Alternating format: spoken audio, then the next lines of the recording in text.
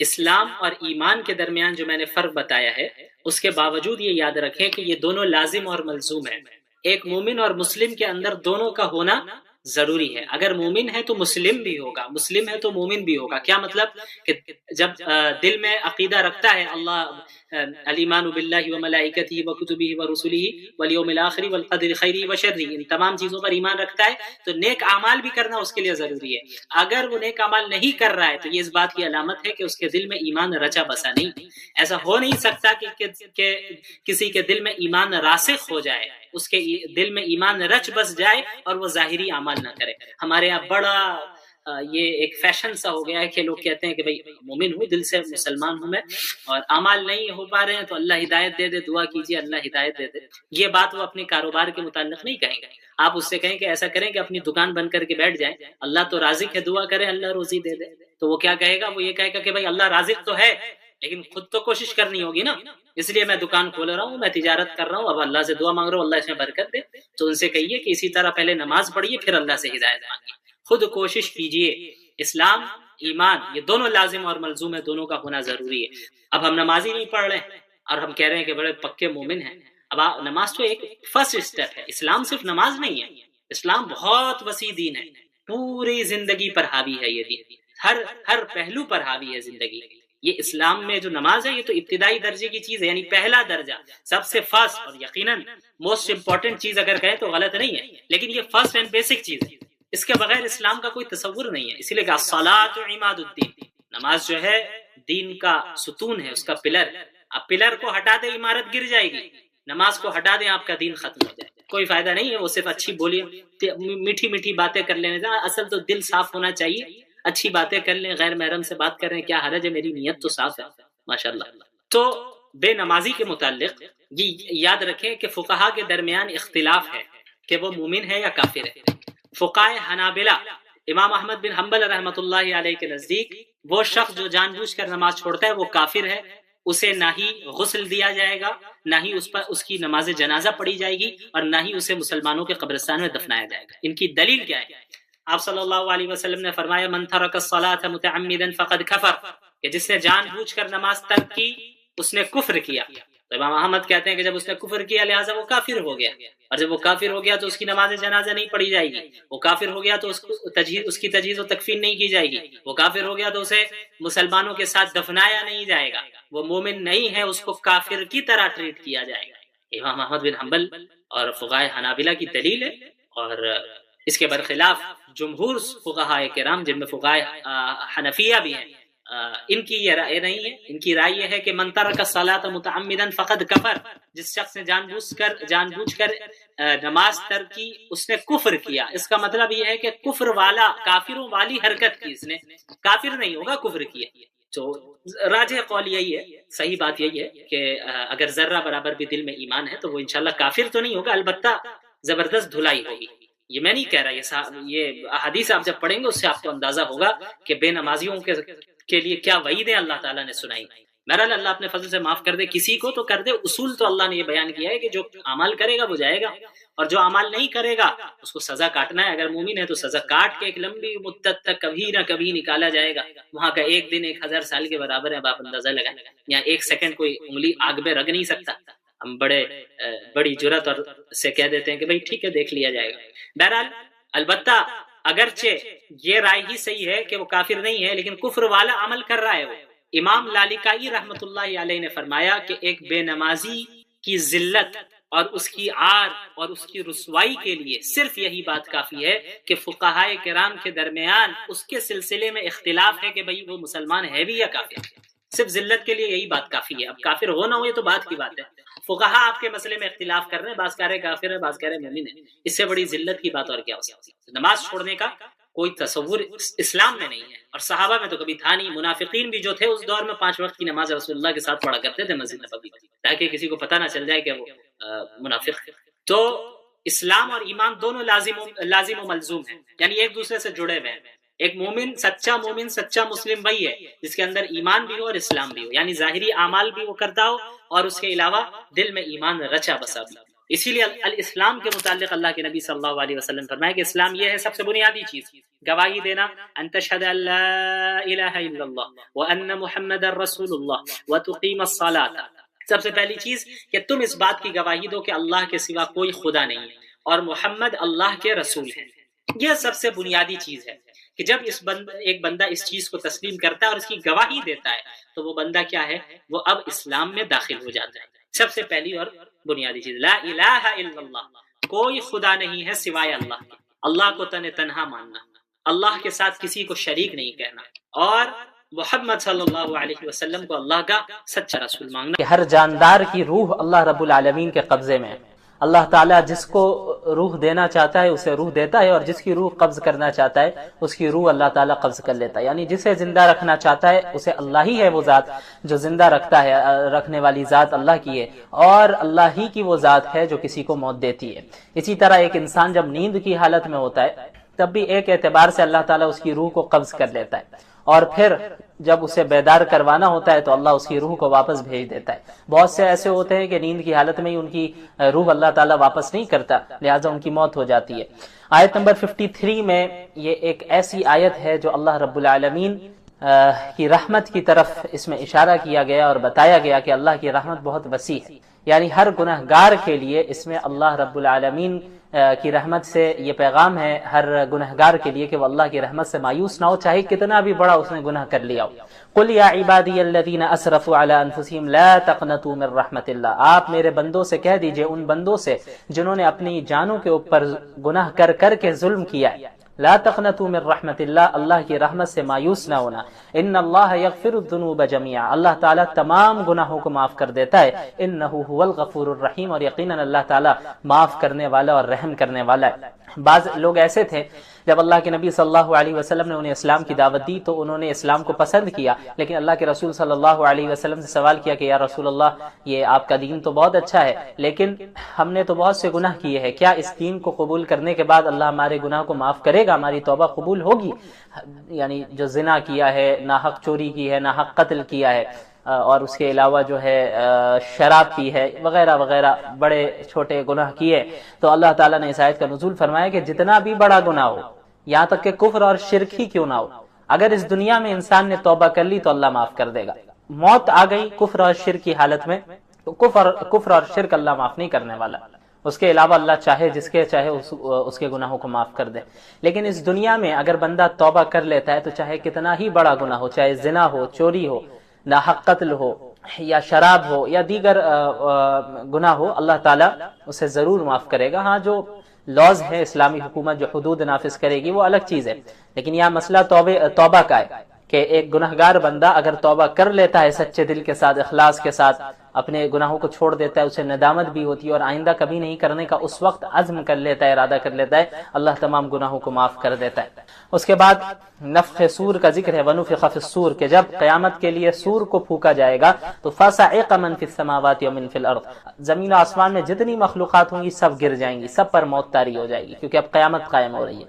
تو حضرت جبریل، اسرافیل، میکائیل اور عزرائیل علیہ السلام ان کے علاوہ سب پر موت طاری ہوگی، پھر اللہ تعالیٰ ان پر بھی موت طاری کر دے گا، صرف اللہ کی ذات زندہ رہے گی جیسے ہمیشہ سے تھی اور ہمیشہ اللہ کی ذات زندہ رہے گی۔ اس کے بعد دوبارہ سور کو پھونکا جائے گا تو سب کے سب دوبارہ زندہ اٹھیں گے حشر و میدان حشر کے لیے۔ اس کے بعد جنت والوں کا ذکر اور جہنم والوں کا ذکر ہے، وسیق الذین کفروا الی جہنم زمرا، جہنم والوں کو بھی کھینچ کر انہیں لایا جائے گا جہنم میں، اور جب وہ آئیں گے تو اس کے بعد ان کے لیے دروازہ کھولا جائے گا اور پھر جہنم میں انہیں پھینکا جائے گا اور پھر دروازہ بند کیا جائے گا۔ اور جو جنت والے ہوں گے وسیق الذین اتقوا ربهم الی الجنۃ زمرا، انہیں بھی جنت لے جایا جائے گا، جنت کے سامنے لے جایا جائے گا اور ان کے لیے دروازے کھلے ہوں گے پہلے سے۔ جہنم والوں کو جب جہنم میں لے جایا جائے گا تو دروازہ بند ہوگا، ان کے آنے کے بعد کھولا جائے گا۔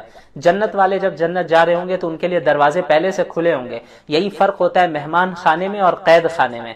مجرموں کو جس طرح قید خانوں میں ڈالا جاتا ہے، جیلوں میں ڈالا جاتا ہے، تو وہ جب جاتے ہیں ان کے سامنے دروازہ کھولا جاتا ہے، پھر اندر بند کیا جاتا ہے، پھر جو ہے دروازہ بند کیا جاتا ہے، ادھر بھی انہیں انتظار کرنا ہوتا ہے۔ لیکن جو مہمان خانے ہوتے ہیں، گیسٹ ہاؤس ہوتا ہے، اور پھر مہمان کے استقبال جب کیا جاتا ہے تو باہر نکل کے استقبال کیا جاتا ہے، مہمان کے لیے پہلے سے دروازے کھلے ہوتے ہیں، اس لیے جنت والوں کے لیے بھی پہلے سے دروازے کھلے ہوں گے۔ اس کے بعد سورۃ المومن کی ابتدا ہوتی ہے، اس میں فرعون کی قوم کے ایک مومن کا ذکر ہے جس نے اپنے ایمان کو چھپایا ہوا تھا، لیکن پھر حضرت موسیٰ کا اس نے ڈیفنس کیا اور دفاع کیا، کھڑے ہو کر اس نے فرعون کے سامنے بات کی. تو اس مومن کی وجہ سے اس سورت کو سورۃ المومن کہا جاتا ہے، کیونکہ اس سورت میں اس کا ذکر ہے. اچھا، یہ جو ہے حامیم سے جتنی سورتیں شروع ہوتی ہیں ان میں کی یہ پہلی سورت ہے. تقریباً جو ہے ایسی 7 سورتیں ہیں جو حامیم سے شروع ہوتی ہیں. سورہ مومن، سورہ حامیم سجدہ، سورہ شورا، زخرف، دخان، جاثیہ، احقاف، یہ 7 سورتیں جو حامیم سے شروع ہوتی ہیں. اور ان تمام سورتوں کو، حامیم والی سورتوں کو حوامیم بھی کہتے ہیں اور آل حامیم بھی کہتے ہیں. بہرحال یہ سورۃ المومن ہے. اس میں اللہ تعالیٰ نے پہلے اپنی صفات کا ذکر کیا. پہلے العزیز، العلیم، اللہ غالب ہے، علم والا ہے. غافر الذنب، اللہ گناہوں کو معاف کرنے والا ہے. قابل التوب، اللہ توبہ کو قبول کرنے والا ہے. شدید العقاب، لیکن اللہ سخت سزا بھی دینے والا ہے. ذی الطول، اللہ طاقت والا بھی ہے. اس کے بعد اس میں کفار کا ذکر ہے. آیت نمبر 10 میں ان الذین کفروا ینادون لمقت اللہ اکبر من مقتکم. جب جہنم والے جہنم میں جائیں گے تو اپنے آپ سے وہ بیزار ہو جائیں گے، اپنے آپ سے وہ نفرت کرنے لگیں گے کہ تم نے کیا کر دیا، تم نے دنیا میں کفر کیا، شرک کیا، تم نے توبہ نہیں کی، اللہ کے رسول کا راستہ اختیار نہیں کیا. تو ان سے کہا جائے گا کہ جس طرح تم آج بیزاری اپنے آپ سے اختیار کر رہے ہو، بیزار ہو رہے ہو، تم جب دنیا میں تمہارے سامنے توحید کی دعوت پیش کی جاتی تھی اور تم اس کا انکار کرتے تھے تو اللہ اس سے زیادہ بیزار ہوتا تھا تم سے. اس کے بعد ان کی تمنا کا ذکر آیت نمبر 11 میں قالوا ربنا امتنا اثنتين واحييتنا اثنتين فاعترفنا بذنوبنا فهل الى خروج من سبيل. یا اللہ آپ نے ہمیں 2 بار موت دی، 2 بار زندگی دی، ہم نے اپنے گناہوں کو تسلیم کر لیا ہے، تو کیا اب نکلنے کا کوئی راستہ ہے؟ تو ان سے کہا جائے گا ہرگز نہیں، اب نکلنے کا کوئی راستہ نہیں ہے. تم کفر اور شرک میں تمہاری موت ہوئی، اب ہمیشہ ہمیں جہنم میں رہنا ہے. 2 بار موت کا کیا مطلب ہے؟ انسان اس دنیا میں پیدائش سے پہلے وہ تھا ہی نہیں، وہ موت ہے. اور دوسری موت کون سی ہے؟ جب اس دنیا میں وہ پیدا ہونے کے بعد مرتا ہے تو وہ دوسری موت ہے. 2 زندگی کون سی ہے؟ کہ اس دنیا میں جب پیدا ہوتا ہے تو یہ پہلی زندگی ملتی ہے، اور دوسری زندگی آخرت میں دوبارہ اسے اٹھایا جائے گا، زندہ کیا جائے گا، وہ دوسری زندگی. پھر حضرت موسیٰ کا ذکر شروع ہوتا ہے آیت نمبر 23 سے وَلَقَدْ أَرْسَلْنَا مُوسَىٰ بِآيَاتِنَا وَسُلْطَانٍ مُبِينٍ. اللہ تعالیٰ نے حضرت موسیٰ کو کھلی ہوئی نشانیوں کے ساتھ حضرت موسیٰ کو بھیجا فرعون کے پاس، ہارون کے پاس، قارون کے پاس کہ انہیں دعوت دے، لیکن ان سب نے ریجیکٹ کیا. اور فرعون نے یہ فیصلہ کیا کہ حضرت موسیٰ کے ماننے والے جتنے مرد ہیں ان کو قتل کیا جائے تاکہ ان کی نسل بھی نہ بڑھے اور ڈر سے وہ ایمان بھی نہ لائیں، اور عورتوں کو چھوڑا جائے، ان کو لونڈیا بنا لیا جائے، ان سے خدمت لی جائے. آیت نمبر 28 میں ذکر ہے اس مومن شخص کا جس نے فرعون کے سامنے بات کی کہ وقال رجل مومن. فرعون چاہتا تھا کہ حضرت موسیٰ علیہ السلام کو لیاذ باللہ قتل کر دے. تو فرعون کے ہی خاندان کا ایک شخص تھا جو ایمان لا چکا تھا حضرت موسیٰ پر، لیکن اس نے ایمان کو اپنے ایمان کو چھپایا ہوا تھا. وہ کھڑا ہوتا ہے اور وہ کہتا ہے کہ تم ایک ایسے شخص کو قتل کرنا چاہتے ہو، رجلا یقول ربی اللہ، صرف اس بنیاد پر کہ اس نے یہ کہا کہ میرا رب ایک اللہ ہے، حالانکہ وہ تمہارے پاس کھلی ہوئی نشانیاں لے کے آ رہا ہے. تم ایسے شخص کو قتل کرو گے؟ اگر وہ جھوٹا ہے تو پھر اس کا جھوٹ اسی پر آنا ہے، اس کا وبال اسی پر آئے گا، لیکن اگر وہ سچا ہے تو پھر مجھے تو ڈر ہے کہ تمہیں عذاب آ جائے اللہ کی جانب سے تم پر، تو اس کی اطاعت کرو. اس کے بعد اللہ تعالیٰ نے آیت نمبر 51 میں فرمایا کہ انا لننصر رسلنا والذین آمنوا فی الحیات الدنیا ویوم یقوم الاشہاد، کہ یقیناً ہم اپنے رسولوں اور ایمان والوں کی اس دنیا میں بھی مدد کریں گے اور قیامت کے دن بھی مدد کریں گے. اللہ تعالیٰ ایمان والوں کی مدد فرماتا ہے جو دین پر قائم ہے، فتح و نصرت کے ذریعے. اور اگر اس دنیا میں شہید ہو جائے تو پھر اللہ تعالیٰ اسے بہترین اجر عطا کرتا ہے. تو ہر حال میں اس دنیا میں بھی اللہ کی مدد رہے گی اور آخرت میں بھی مدد رہے گی. اس کے بعد آیت 55 میں اللہ کے نبی صلی اللہ علیہ وسلم کو حکم دیا گیا فصبر، آپ صبر سے کام لیں. پہلا حکم ان وعد اللہ حق، اللہ کا حق، اللہ کا وعدہ سچا ہے. واستغفر لذنبک، اور آپ استغفار کریں. وسبح بحمد ربک بالعشی والابکار، اور صبح و شام اللہ کی تسبیح و تحمید بیان کریں. اب آپ دیکھیں آپ صلی اللہ علیہ وسلم اور تمام انبیاء معصوم ہیں، ہمارا عقیدہ ہے ان سے گناہ نہیں ہوتے. آپ صلی اللہ علیہ وسلم اور انبیاء علیہ السلام معصومین ہیں، وہ گناہ نہیں کر سکتے، لیکن اللہ تعالیٰ نے پھر بھی اللہ کے رسول کو استغفار کرنے کا حکم دیا. کیوں؟ تاکہ اس سے امت کو پیغام جائے کہ اللہ کے رسول صلی اللہ علیہ وسلم ایسے کاموں کے لیے بھی استغفار کر رہے ہیں جو کہ حقیقت میں گناہ نہیں ہے. تو جو معصوم نہیں ہے، ہم اور آپ جو دن رات گناہ کرتے ہیں، تو پھر ہمیں کتنا زیادہ استغفار کرنا چاہیے. اور اس کے علاوہ اللہ کی تسبیح بیان کرنے کا حکم ہے صبح و شام، اور صبر کرنے کا حکم ہے. اس کے بعد اللہ تعالیٰ نے اپنی نعمتوں کا ذکر کیا آیت نمبر 61 میں کہ اللہ الذی جعل لکم اللیل لتسکنوا فیہ والنہار مبصرا، کہ اللہ کی بہت سی نعمتیں، انہی میں سے ایک بہت بڑی نعمت دن اور رات کی نعمت ہے. دن میں انسان جو ہے روزی روٹی تلاش کرتا ہے، رات میں تھکا ہارا ہوتا ہے تو آرام کرتا ہے۔ اس کے علاوہ آیت نمبر 78 میں اللہ تعالیٰ نے اپنے علم غیب کا ذکر کیا، وَلَقَدْ أَرْسَلْنَا رُسُلًا مِّن قَبْلِكَ مِنْهُمْ مَنْ قَصَصْنَا عَلَيْكَ وَمِنْهُمْ مَن لَّمْ نَقْصُصْ عَلَيْكَ، کہ ہم نے آپ سے پہلے بھی بہت سے رسولوں کو بھیجا جن میں سے بہت سوں کے متعلق ہم نے آپ کو واقعات بتا دیے، اور بہت سے ایسے رسول انبیاء ہیں جن کے متعلق ہم نے آپ کو خبر نہیں دی، آپ کو واقعہ نہیں بتایا۔ معلوم ہو آپ صلی اللہ علیہ وسلم کے پاس بھی علم غیب نہیں تھا، علم غیب صرف اللہ رب العالمین ہی کے پاس تھا۔ اور پھر ان قوموں کا ذکر ہے کہ یہ جو ہے مشرکین کا ذکر ہے کہ وہ فرمائشی معجزات کا مطالبہ کیا کرتے تھے، ایمان نہیں لاتے تھے، اور جو ہے اللہ رب العالمین کو چیلنج کرتے، رسول اللہ کو چیلنج کرتے کہ آپ جو ہے فلاں فلاں معجزہ لائیے۔ تو انبیاء کو بھی کہہ دیا گیا، اللہ کے رسول کو بھی کہہ دیا گیا، آپ کہہ دیجئے کہ یہ نشانی لانا، معجزہ لانا یہ میرے اختیار میں نہیں ہے، یہ تو اللہ رب العالمین جب چاہے گا تب اسے صادر فرمائے گا۔ اس کے بعد فلما جاءتهم رسلهم بالبينات، ان مشرکین قوموں کے پاس جب کھلی ہوئی نشانیاں آ جایا کرتی تھی اللہ رب العالمین کی، انبیاء علیہ الصلوۃ والسلام انہیں دعوت دیتے تھے، فرحوا بما عندهم من العلم، ان کے پاس جو دنیاوی علم ہوتا تھا، ان کے پاس جو دنیاوی فن ہوتا تھا، علم و فن ہوتا تھا، علم و ہنر تھا، اس پر وہ اترانے لگتے تھے کہ بھائی ہمارے پاس تو فلاں علم ہے، مجھے تو یہ فن آتا ہے، یہ بتائیں گے انبیاء ہمیں کیا کرنا ہے کیا نہیں۔ آج بھی ایسے لوگ ہیں، آج بھی ایسے لوگ ہیں کہ کہتے ہیں کہ بھائی یہ علماء، یہ مولوی صاحب ہمیں بتائیں گے کہ ہمیں زندگی کیسی گزارنی ہے، ہم نے تو یہ علم سیکھا، ہم تو اتنے ایجوکیٹڈ ہیں، ہمارے پاس تو یہ، ہمارے پاس تو وہ ہے، ہمیں ان کی ضرورت نہیں ہے۔ تو اس طرح ہر زمانے میں رہے، انبیاء کا مذاق اڑائے، علماء کا مذاق اڑائے، اہل علم کا مذاق اڑائے انہوں نے۔ اللہ نے فرمایا فحاق بهم ما كانوا به يستهزئون، جس چیز کا وہ مذاق اڑاتے تھے اسی چیز نے انہیں گھیر لیا، اللہ کے عذاب کا مذاق اڑاتے تھے، اللہ کو چیلنج کرتے تھے، پھر ان پر عذاب آیا، اور جب عذاب آنے لگا تو عذاب دیکھنے کے بعد توبہ کرنے لگے کہ بھئی اب ہم ایمان لاتے ہیں۔ تو اللہ نے فرمایا کہ آج عذاب دیکھنے کے بعد اب کوئی جو ہے توبہ قبول نہیں ہونے والی، اللہ کا نظام ہے۔ ایک تو یہ کہ حالت غرغرہ سے پہلے توبہ کر لے تو توبہ قبول ہے، عام موت جب ہوتی ہے حالت غرغرہ سے پہلے، اب روح نکلنے والی، اس سے پہلے توبہ کر لے تو توبہ قبول ہے، حالت غرغرہ کے بعد آنے کے بعد اب توبہ قبول نہیں ہے۔ اس کے علاوہ ٹھیک اسی طرح جب اللہ کا عذاب آ رہا ہوتا ہے تو عذاب کو دیکھ لینے کے بعد اب کوئی توبہ قبول نہیں ہوتی۔ فرعون نے بھی توبہ کی تھی جب ڈوب رہا تھا وہ، لیکن وہ توبہ اللہ نے قبول نہیں کی، کیوں؟ کیونکہ اس نے عذاب کو دیکھ لیا۔ تو عذاب کو دیکھنے سے پہلے اگر توبہ کر لیتا ہے بندہ تب تو وہ توبہ قبول ہے۔ اس کے علاوہ سورہ حامیم سجدہ کی ابتدا ہوتی ہے، حامیم تنزیل من الرحمن الرحیم۔ اس میں ہوا یہ کہ کفار مکہ کی طرف سے آپ صلی اللہ علیہ وسلم کو پیشکش کی گئی۔ ابو الولید عتبہ بن ربیعہ نامی ایک شخص آپ صلی اللہ علیہ وسلم کے پاس آیا، اس نے کہا کہ دیکھیں آپ کو حکومت چاہیے، ہم آپ کو حکومت دے دیں گے، آپ کو مال و دولت چاہیے، ہم قریش مال و دولت جمع کریں گے، آپ کو دے دیں گے، آپ پر اگر کوئی جن وغیرہ کا اثر ہے لیاذ باللہ تو ہم بہترین آپ کا علاج کرائیں گے، لیکن آپ توحید کی دعوت دینا چھوڑ دیں، آپ تبلیغ کرنا چھوڑ دیں، آپ جو ہے ہمارے بتوں کے خلاف نہ بولیں، ہمارے خداؤں کے خلاف نہ بولیں۔ تو آپ صلی اللہ علیہ وسلم نے حامیم سجدہ کی تلاوت کرنا شروع کی۔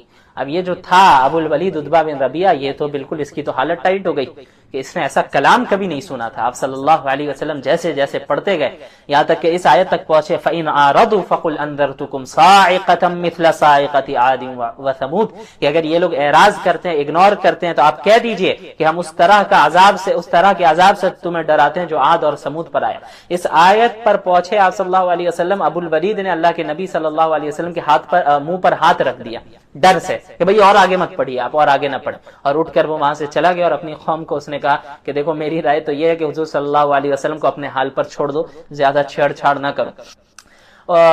اس کے بعد آیت نمبر 15 میں بھی اب عاد اور ثمود وغیرہ کا ذکر ہے کہ جو اللہ کے رسول صلی اللہ علیہ وسلم جو بھی بھیجے گئے ان کے زمانے میں انبیاء علیہ الصلوۃ والسلام ان کو کہا کرتے تھے کہ بھئی من اشد منا قوہ، ہم سے زیادہ طاقتور کون ہے؟ ہم زیادہ طاقتور ہیں، ہمارے پاس مال ہے، دولت ہے، ہم اتنے باڈی بلڈر ہیں، ہم ہٹے کٹے ہیں، یہ ساری چیزیں اللہ نے فرمایا کہ یہ ساری چیزیں الم یعلم ان اللہ هو اشد منهم قوہ، کہ جانتے نہیں کہ اللہ ان سے زیادہ طاقتور ہے۔ تو اللہ تعالیٰ نے انہیں کس طرح ہلاک کر دیا، اوندے منہ پڑے رہے، نہیں بچ سکے، اللہ کا مقابلہ کرنے چلے تھے۔ تو آج سمود وغیرہ کے واقعات یاد دلا کر مشرکین مکہ اور تمام انسانیت کو بتایا گیا دیکھو اللہ کو چیلنج نہ کرنا، اللہ سے مقابلہ نہ کرنا، اللہ ایسے ہی ہلاک کر دے گا جس طرح عاد اور سمود کو اس نے ہلاک کیا تھا۔ تو اللہ کی اطاعت کرنے میں ہی، فرما برداری کرنے میں ہی کامیابی ہے۔ اس کے بعد آیت 19 اور 20 میں وَيَوْمَ يُحْشَرُ أَعْدَاءُ اللَّهِ إِلَى النَّارِ، کچھ کفار ایسے تھے جو کہتے تھے بھائی ہم جو خلوت میں تنہائی میں گناہ کرتے ہیں اللہ کو کیسے معلوم، کوئی دیکھتا ہی نہیں ہمیں گناہ کرتے ہوئے۔ اللہ نے فرمایا کہ جس دن جو ہے اللہ کے دشمنوں کو جمع کیا جائے گا، اس دن جو ہے ان کے کان، ان کی آنکھیں اور ان کی کھالیں ان کے خلاف گواہی دیں گی اور کہیں گے اپنے جسم سے بھائی تم ہمارے خلاف کیوں گواہی دے رہے ہو، ان کی یہی آنکھیں جن کا وہ غلط استعمال کرتے تھے، ان کے یہی کان جن کا وہ غلط استعمال کرتے تھے، ان کی یہی کھال یہ اسکن جس کا وہ غلط استعمال کرتے تھے، یہی ساری چیزیں ان کے خلاف گواہی دیں گی قیامت کے دن۔ تو اللہ تعالیٰ کے پاس سارا علم ہے، انسان جو جلوت میں گناہ کر رہا ہے یا خلوت میں گناہ کر رہا ہے، تنہائی میں کر رہا ہے یا لوگوں کے سامنے کر رہا ہے، یہ سارا علم اللہ کے پاس موجود ہے۔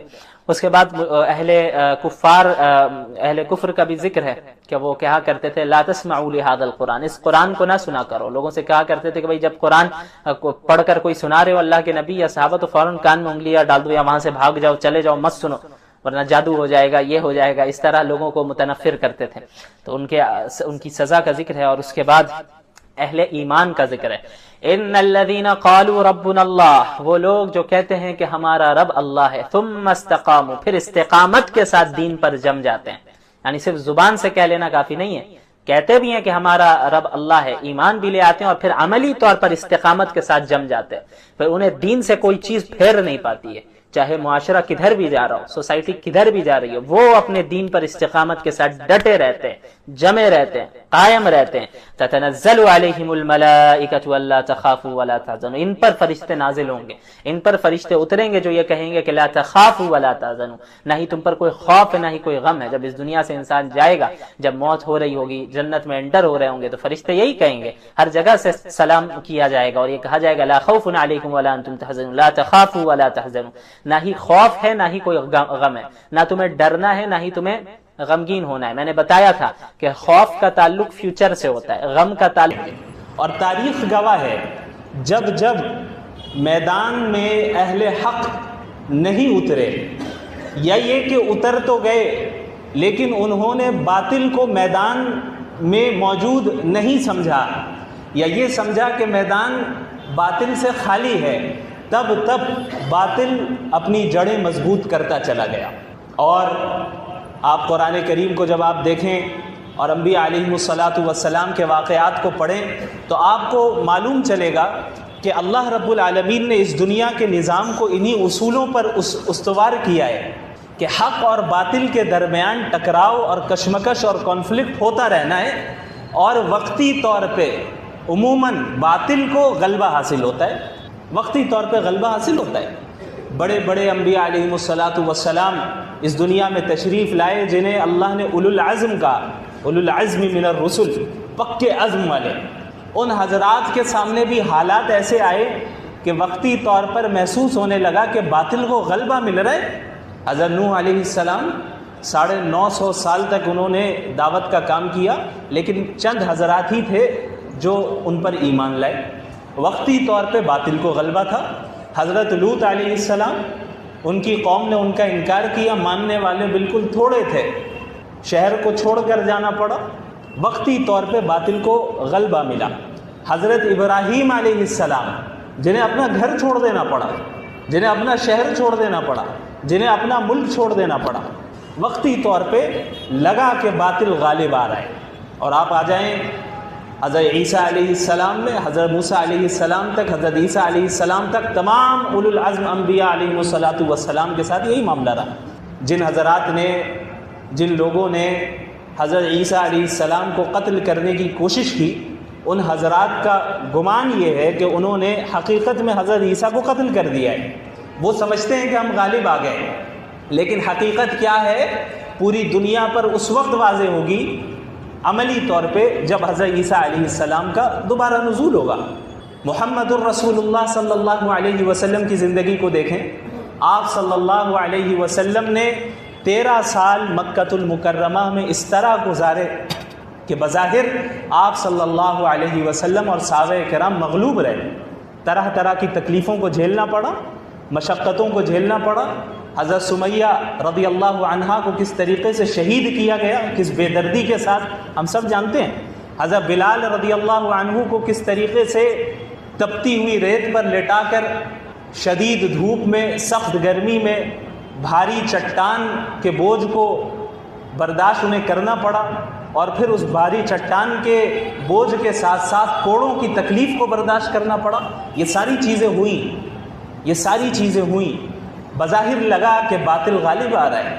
اسی لیے قرآن کریم میں بھی اللہ رب العالمین نے بیان کیا کہ جب بسا اوقات ایسے حالات آتے ہیں کہ مومنین جو اہل حق ہیں ایسی آزمائش سے گزرتے ہیں کہ مومنین بھی اور انبیاء تک یہ کہہ دیتے ہیں متی نصر اللہ، آخر اللہ کی مدد کب آئے گی، اللہ کی مدد کب آئے گی، الا ان نصر اللہ قریب، یقیناً اللہ کی مدد قریب ہے۔ یہ نظام ہے اللہ کا، یہ سنت ہے اللہ کی کہ وقتی طور پہ باطل کو غلبہ ملتا ہے، لیکن آخری انجام جو ہونا ہے وہ تو مومنین کے حق میں ہونا ہے، آخری انجام جو ہونا ہے وہ مومنین کے حق میں ہونا ہے۔ غلبہ، فتح و نصرت بالآخر مومنین کو مل رہا ہے۔ هو الذي ارسل رسوله بالهدى ودين الحق ليظهره على الدين كله، اللہ رب العالمین نے اپنے رسول کو ہدایت کے ساتھ اور دین حق کے ساتھ بھیجا ہی اس لیے ہے تاکہ یہ دین تمام نظاموں پر غالب آ جائے، یہ دین تمام نظاموں پر غالب آ جائے۔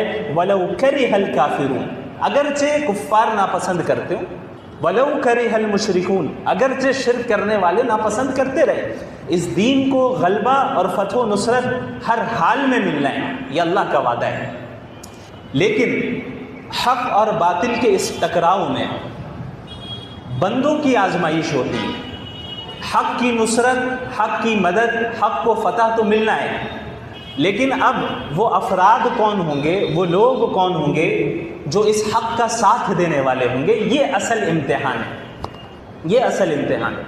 اسی لیے حضرت امام ابن القیم رحمۃ اللہ علیہ نے فرمایا علیک بطریق الحق ولا تستوحش بقلت السالکین، تم پر لازم ہے کہ حق کے راستے کو اختیار کرو اور اس راستے کے خالی ہونے کی وجہ سے یا لوگوں کی قلت کی وجہ سے اس راستے سے وحشت نہ کرو، وحشت میں نہ پڑ جاؤ۔ تم جب حق کے راستے میں چلو گے تو وہاں تمہیں آس پاس لوگ بہت تھوڑے نظر آئیں گے۔ تنہائی میں اگر آپ رات میں کسی ایسے راستے سے گزریں جہاں لوگ نہیں ہیں، آپ تنہا ہیں یا 2-4 ہی افراد ہیں، تو ایک وحشت محسوس ہوتی ہے اس راستے میں۔ تو یہی معاملہ حق کے راستے کا ہے کہ یہاں آپ کو اس راستے پہ چلنے والوں کی تعداد بہت تھوڑی ملے گی، بہت کم ملے گی۔ اور اس کے مقابلے میں ابن قیم رحمۃ اللہ علیہ نے فرمایا ایاک وطریق الباطل ولا تغتر بکثرت السالکین، اور تم پر لازم ہے کہ تم باطل کے راستے سے اپنے آپ کو دور رکھو اور اس راستے میں کثرت سے، لوگوں کی کثرت سے دھوکے میں نہ پڑ جاؤ۔ اس راستے میں لوگ کثرت سے پائے جائیں گے، لوگ باطل کی طرف جا رہے ہیں، ایسا کیوں؟ باطل کی طرف لوگ کثرت سے آگے بڑھ رہے ہیں، حق کے راستے میں قلت کے ساتھ، ایسا کیوں ہے؟ اس کا جواب اللہ کے نبی صلی اللہ علیہ وسلم نے دیا۔ اللہ کے نبی نے فرمایا کہ جب اللہ رب العالمین نے حضرت جبریل علیہ السلام کو بھیجا، انہیں جنت بھی دکھایا اور جہنم کو بھی دکھایا، تو حضرت جبریل علیہ السلام نے کہا کہ یا اللہ، یہ جنت ایسی جگہ ہے کہ یہاں کون نہیں آنا چاہے گا، اور جہنم ایسی جگہ ہے کہ یہاں کون آنا چاہے گا۔ اللہ نے انہیں کہا کہ دوبارہ جائیے، اب جنت کے راستے کو دیکھیے اور جہنم کے راستے کو دیکھیے۔ حضرت جبریل نے جب دونوں کے راستے کو دیکھا تو اللہ سے فرمایا کہ یا رسول اللہ، جنت کون جا پائے گا؟ اور جب جہنم کے راستے کو دیکھا تو اللہ سے کہا کہ یا اللہ، جہنم سے کون بچ پائے گا؟ کیوں؟ کیونکہ حفت الجنت بالمکارہ وحفت النار بالشہوات، کہ جنت کو تکلیف دہ چیزوں سے، ناپسندیدہ چیزوں سے، ایسی چیزوں سے گھیر دیا گیا ہے اس کے راستے کو جو چیزیں انسانی طبیعت پر بار بنتی ہیں، اور جہنم کے راستے کو شہوات سے، ڈیزائر سے گھیر دیا گیا ہے۔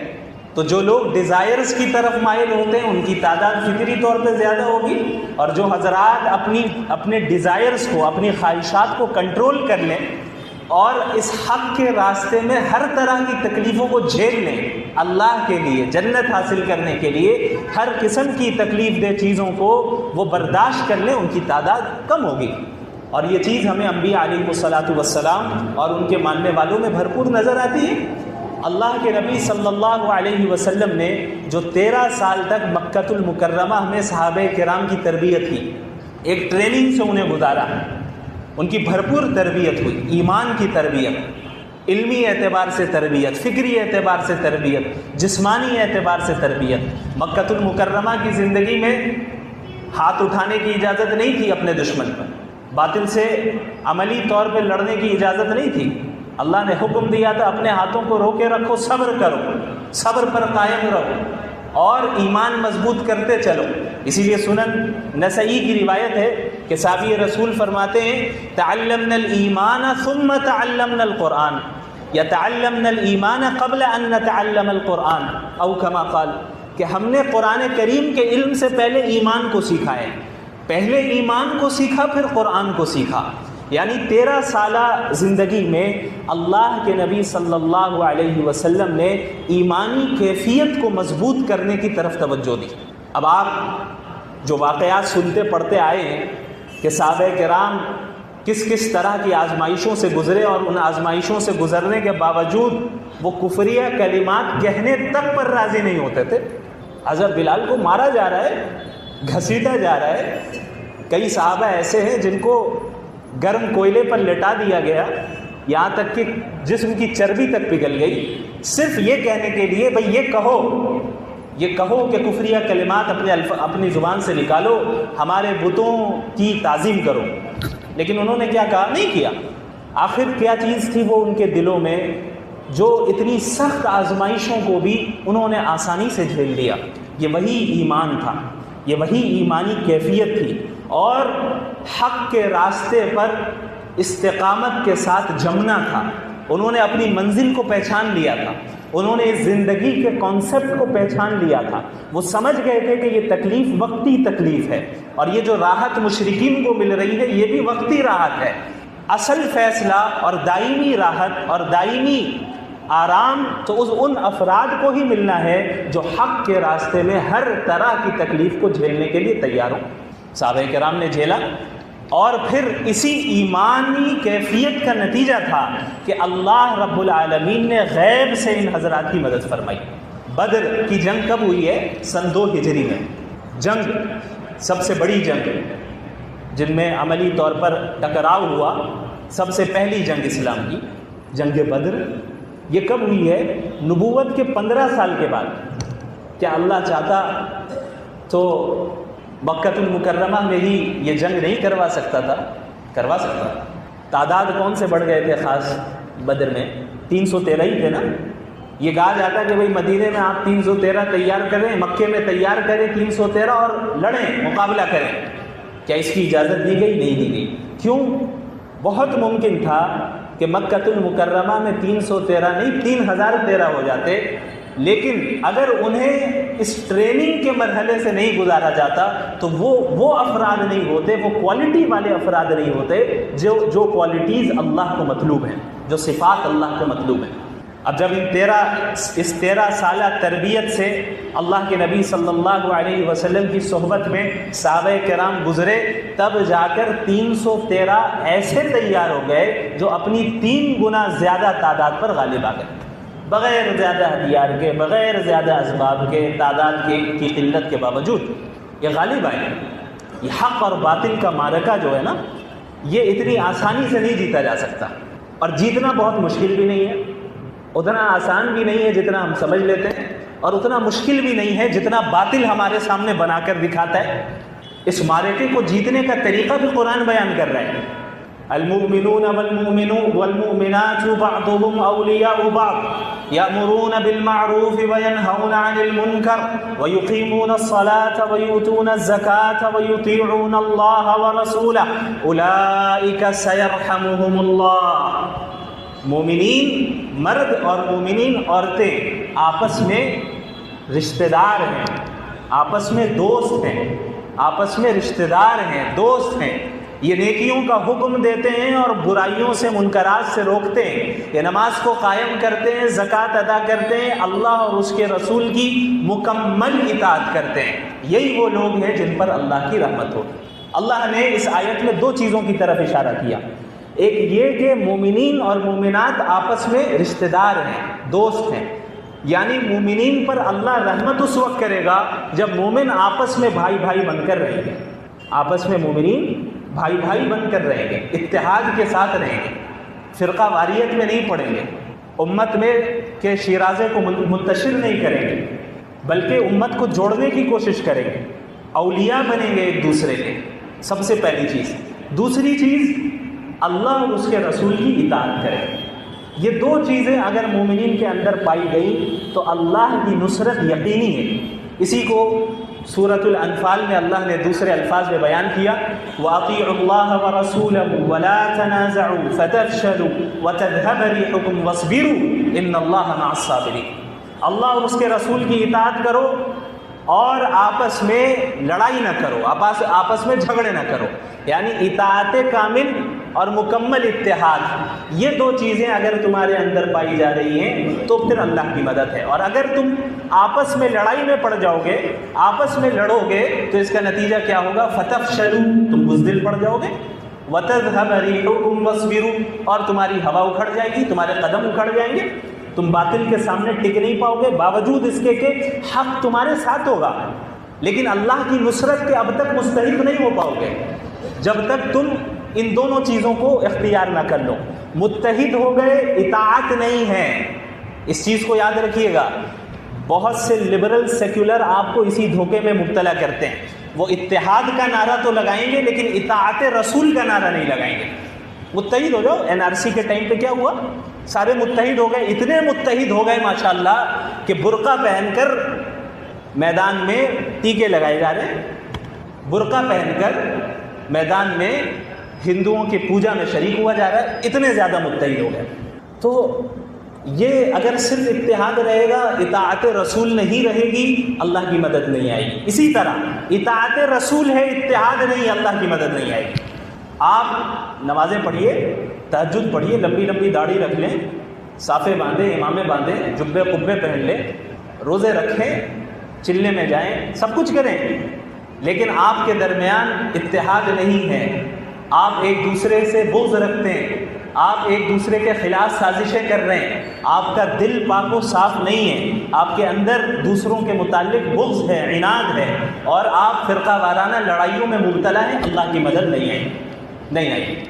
یہی اللہ کی سنت ہے، وَلَا تَنَازَعُوا، جتنے نیک ہو جائیں آپ۔ لیکن جب ان دونوں چیزوں کو ہم جمع کر لیں گے میدان جنگ میں، چاہے وہ میدان جنگ کسی بھی فیلڈ میں ہو، کسی بھی فیلڈ میں وہ جنگ ہو رہی ہو باطل کے ساتھ، علمی اعتبار سے، عسکری اعتبار سے، فکری اعتبار سے، تعلیمی اعتبار سے، معاشی اعتبار سے، کوئی بھی جنگ ہو، اگر آپ نے اطاعت رسول اور اتحاد کو جمع کر لیا تو اللہ کی نصرت کے ہم مستحق ہوں۔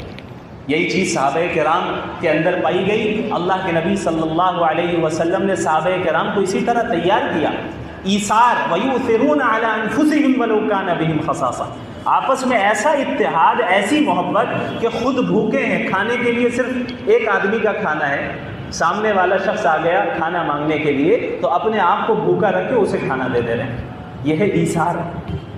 ایسی محبت، ایسا اتحاد اللہ کے نبی صلی اللہ علیہ وسلم نے ان میں پیدا کیا، اور اللہ کے رسول صلی اللہ علیہ وسلم کی سنت پر یہ قائم رہے، طریقے پر قائم رہے۔ اس کا نتیجہ یہ ہوا کہ یہ چند افراد جو عرب کے بدو کہلائے جاتے تھے رومن امپائر اور پرشین امپائر میں، جو اس وقت کی طاقتور حکومتیں تھیں، جیسے آج امریکہ ہے، USA ہے اور رشیا ہے، چائنا ہے، اسی طریقے سے اس زمانے میں پرشین امپائر تھی اور رومن امپائر تھی۔